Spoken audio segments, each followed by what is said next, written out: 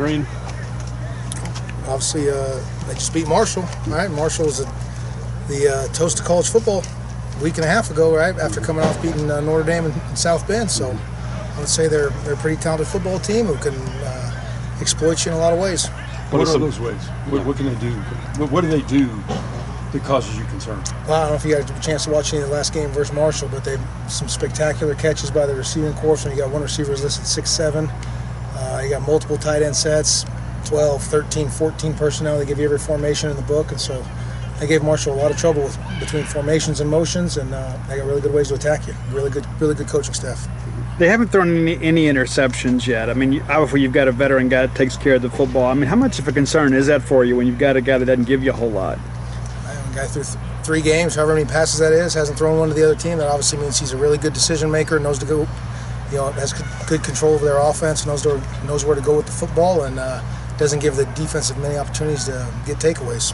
I know you look at the tangibles, but the intangibles of a team that survived 7 overtimes, lost, came back and beat a good team in overtime, the kind of resilience that may show for that squad they have. Yeah, I mean, if you look at their schedule the last couple of years, I mean, I think last year they played at Tennessee to start the season, played a bunch of games. I mean, they're no stranger to playing in SEC venues or against so-called bigger schools and what's supposed to be superior competition. They laugh at all that, right? I mean, they obviously are a really well-coached team and have enough players, and that'll be quite the challenge for us. And just 4 sacks allowed too. They seem to do a really good job keeping McDonald upright. I mean, what maybe have you seen from that pass protection you can share? No, just like you said. I mean, obviously when you got a bunch of tight ends in there too, you can create longer edges. You can keep some guys in 7-8 man protections to buy a little more time, and then they get the quarterback on the move as well with a boot game or sprint out. And so, like I said, I mean, they do a really good job of scheming up ways to move the pocket or provide protection so he has time to hit the shots. And we're going to have a challenge on our hands getting a pass rush. What are some of the things y'all specifically work on post LSU for this week to get ready, not just for this coming game, but the season as a whole?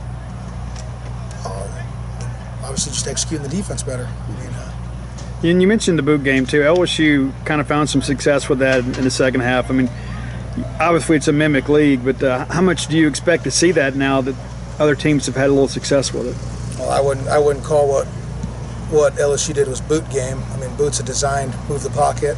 Most of those were quarterback making a play on his own, or we did some stunts in the rush that softened an edge that gave him ability to. So that's my fault as the play call and the coordinator.